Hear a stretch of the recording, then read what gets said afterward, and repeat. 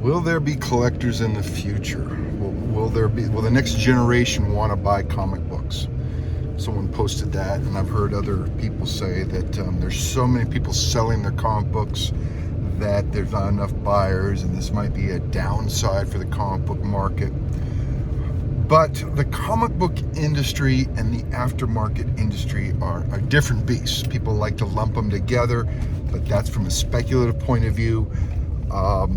I just did a Gronk search, and in the 1970s, with inflation, we were at about $100 million in sales in North America for comic books.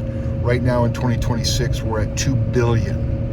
And the number from the 70s is adjusted for inflation. So we've grown from 100 million to over 2 billion, and it's only growing. So the comic book industry, that doesn't include movies and all that, comic books, paperback, hardcovers, trade paperbacks, whatever, is growing dramatically. When I was collecting in the 80s and 90s, I couldn't buy the 70s stuff. I didn't have money to invest in the big books in the 70s. I'm 56 now. I do now. So now I'm getting the 9/8 of the 70s that I couldn't touch when I was a little kid in the 80s and 90s. I'm even getting Silver Age now, not 9/8, but I'm getting Silver Age keys signed by some of the artists that have since passed away, and that's something I couldn't do in the 80s. All I could do at that point was dream of potentially getting some of these big books much later in life, and 40, 50 years later I was able to. So I collect a lot of the 80s books for nostalgia. I collect a lot of the 70s and 60s books because I couldn't afford to do those then, and I wanted to then. And I like that time frame. But right now, what's really hot, if you're paying attention to the market, is a lot of the new stuff. You know, that's absolute Batman. There's a whole new young generation that's out there right now, and they're investing in comic books. They're the ones that are paying $2 billion for comic books this year, 2026. This has nothing to do with aftermarket or previous generations or older generations. This is that's the industry right now. Granted, a lot of them are older. This is true, but the desire to buy comic books for nostalgia purposes versus for enjoying the reading purposes versus for the art alone versus for investing, there's a lot of reasons to buy comic books.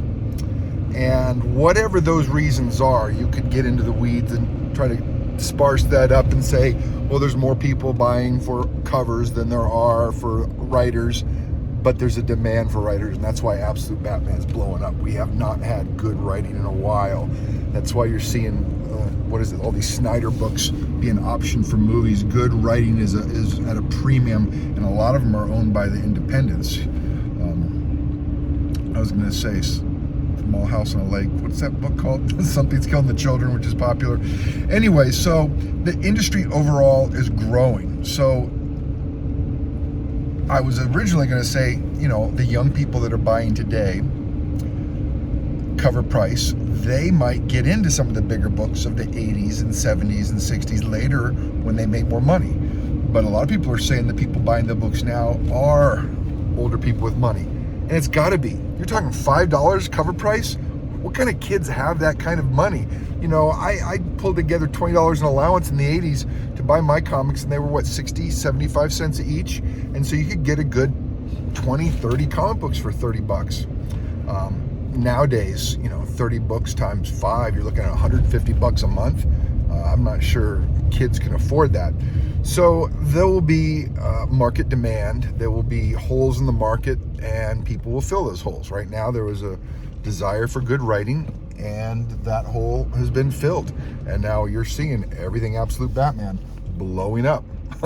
It's not because of the covers. A lot of the books are covers. You're seeing, obviously, the TV. There, we've only touched the surface of the future of TV and movies. If you know anything about the movie industry, the cost to do movies has gone up, the cost for good stories has gone up, and the profits at the movie theater have gone down.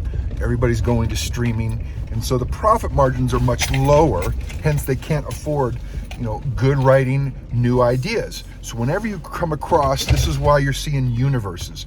The Dexter universe, the Star Wars universe. You're seeing Aliens universe, Predator universe. They already own that IP, so they can write good stories of that IP and not have to pay a premium to the person who comes up with those ideas. So you're going to see more and more of these universes built on good stories and good characters blow up. I mean, the latest Game of Thrones, they're already talking about a 15-year window for this new Duncan the Tall, and they're going to watch Egg, and I just found out he might be the Mad King, but I can't believe that's true. But anyways, he was just prophesized to die. If you haven't seen the third episode, he's going to die in fire, and that's what the books say. So if you were hoping not to get spoilers, suffer. But they're planning on doing 5 years with Egg at 9 years old, and he's 9 to 15, and then then they have a plan to do TV shows with him being the king and growing up. So their plan, if this Duncan the Tall series goes well, is to come out every year. They couldn't do that with the previous Game of Thrones because that was a 2-year production. This one's going to be a 1-year production every single year, and they're doing a 15-year window on this concept because they own all the characters. Whoever owns the Game of Thrones content doesn't have to pay to creators for new ideas. Who owns lots and lots and lots of content with great character development, good stories? Marvel and DC. They've been doing this for 100 years. Well, maybe 90 years, 80 years. So you're going to see a lot more. You're going to see a lot more sophisticated writing. It's not going to be the superhero stuff. You're going to get into the minutia. You're going to get into the day-to-day life. There's just so many stories. They cherry-picked the biggest stories for the last 20 years, and now you're starting to see they're getting into what is the words they're using, the Daredevil stuff. They're kind of like down to earth, not the they are going to do the outer space stuff. You're going to see Supergirl and Lobo, and that's going to be cool. But you're going to see the down-to-earth street fighting, Daredevil and Punisher and Kingpin, and these are getting popular, day-to-day normal stuff that a lot of us can relate with because it's not, super-powered mutants. So anyways, you're going to see more and more movies, and it's not going to just be Marvel and DC. I have a feeling Spawn is going to develop into something big. I think McFarlane, the reason it's slow is because McFarlane doesn't want to give away money. He's like, this is my baby. I created it when everyone else told me I couldn't, and I'm going to make this movie, and I'm going to make a TV series, and I'm going to make another cartoon. And he's already built up the whole Spawn universe. He's already built up the name, so it's not irrelevant anymore. And it's just a matter of how is he going to translate that to movies. And he's been successful with everything else, so you could probably see that. All the Image characters, you're going to see the new Independents, all in the next 25 years. There's some good writing, and a lot of the Independents that have good writers are with independent companies instead of Marvel and DC, and they've blown up over the last 5 years, and they will probably go to TV series, streaming, movies, whatnot. Wonder Man just came out, I never even knew of a Wonder Man. I've been collecting 45 years, right? So some obscure character, people are going to buy people out. So eventually Hulk's going to be able to get his own movie again because someone's going to buy someone out so they can sell that IP. It's cheaper to buy them out than it is to try to go gamble on a brand new concept, brand new character. Everybody loves Hulk. They know it's going to be a, $1 billion movie. Is that fair to say? $500 million movie. So they'll pay a pretty penny to get those rights, I think, from Universal. Anyways, the future of comic books, I don't think is in jeopardy. You're seeing the revenue go up from $100 million to $2 billion in the last 50 years. Who's buying is getting different, but there's nothing to suggest it's going to slow down. Aftermarket world is a different world. You have, right now, a lot of the books that are getting printed, there's a lot of books that are getting printed. They're being printed and kept in really good condition. They're being printed on more expensive paper. Cardstock, you're seeing more 10s come out. This isn't the cheap paper of the 80s. This is why comic books are more expensive. People want to pay a premium. And if there's a lot of people that want, cheap, funny books on cheap paper and cheap printing and cheap writing, then I'm sure they'll come up with that for somebody. But right now what people want is the glossy covers, the foil covers, high quality that are going to stay in great condition. So you're going to have a lot of these books in great condition. And 9/8 is going to be, it's going to be the 80s 9/4s. You know, now day and age for new books, the 10.0s is going to be the top of the line. And 9.9 is going to be, you know, great. 10.0 is going to be super great. And the 9.8s of today are probably being looked upon as the 9.4s of the 1980s. It's like, not great, but not bad. It's a nice, good cover. So anyways, I don't think the future of comic books is going to shrink. There's nothing to suggest that. I think the movies are going to continue to grow. I think that the only thing to consider is a lot of people buying the books might be older. They're in their 40s and 50s buying the books now that are expensive, $5, $6 a book. I just got my son, my 8-year-old son, last night, came upstairs, and I pulled out a box of all cheap books. He can touch them, he can put jelly on them, he can read them, and his eyes was like, wow, and I gave him the whole box, and I'm like really hard to like try not to watch him bend them back and look at them, just like, have a ball. And he's just now starting to sit down and read. He can't totally read yet, but he's starting to read. And he won Daredevil. So I pulled out all my Daredevils and new ones, old ones, and just gave it to him. And it was great to sit with him on the couch and read them. And yes, we're competing with tablets and that kind of stuff. But I think most people know that reading is important for our kids. And we as collectors will pass on the importance of reading. Now, you can do regular books, you can do classic books. If they're just starting to read, the picture books might help, because just like kids in the 40s and 50s, they may not be able to read at a high level. They might not know a lot of the big words, but the pictures help express what the words are. So it might actually be a great tool for kids to get back into reading as a prime media.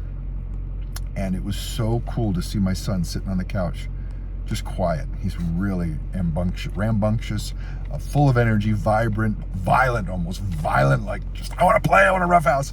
And he's just sitting there quiet, turning the page, looking at it, and he wants to come tell me the story. And if you're a dad and you've seen your son do that, it's pretty cool. I have a 31-year-old daughter. She was never into comic books, probably never will be, unless they're like really worth a lot of money. But so those of us, we might see a resurgence of young people getting back into reading them, especially when you're buying all these large collections of, 20 cents a book, $70 for a long box that's blind, $50 for a long box that's blind, $25, a lot of junk from the 90s. You can just hand that off to the kids, and they'll just go through it and read it and get back into it. And so the bigger books will probably get cherry picked, and do we need to really hold on to books that we may or may not be able to sell for 20, 25 cents? No, the joy of handing them off to a library, giving them to children's hospitals and orphanages and what am I thinking of, foster homes, foster houses. We're going to see a lot more of this, because the cost for the cheap 80s and 90 books, when writing might have been better, is going to be cheaper than for these young guys to go out and buy a $5 new book today. So I think you're going to see a recycling of a lot of these 80s and 90s books that we can pick up for 20, 25 cents each and give to these people, kids, teenagers, young adults. And books have never gone out of style. Good stories have never gone out of style. The good stories from the 70s and 80s, that's why classic literature. The most published book in the world is the Bible. Most published book in the world. Parts of the Old Testament were written over 2000 BC. So this book has remained intact for over 4,000 years. Most printed book in the world ever. So you have books that will outlast generations, dynasties. You have books that will, they're kind of a bedrock foundation of society in the world as a whole. Method of communication. Comic books are a method of communication to younger people. Unless they get destroyed, they will always be a tool. They'll be a cheap tool. They will be watching movies of Iron Man and then going out and seeing that they can read about Iron Man in the 1980s for probably pennies on a copy. So I think that the future of comic books is in good hands. I think the speculative market might change, but that's just like tastes in art change. So collecting art is a different beast than, buying comic books to read. So anyways, I do think that there is a lot of excitement for the future of comic books. I think rare pieces of old literature, whether it's 1800s books or 1500s Bibles that are worth, $500,000. Some of the comic books from the 30s and 40s, we're coming up on 100 years old. You're not just talking about, 20, 30-year-old comic books now. You're talking about 100-year-old books, which when I was in the 80s, that would have been 1880s. These are going to be rare collectibles, and they're only going to go up in value. And as the top books like Superman and Action 1 go up, they raise the floor. You're not seeing the top ones go down like you did the last 4 years. You're now starting to see them go up, and they're going to raise the demand and floor for all other books.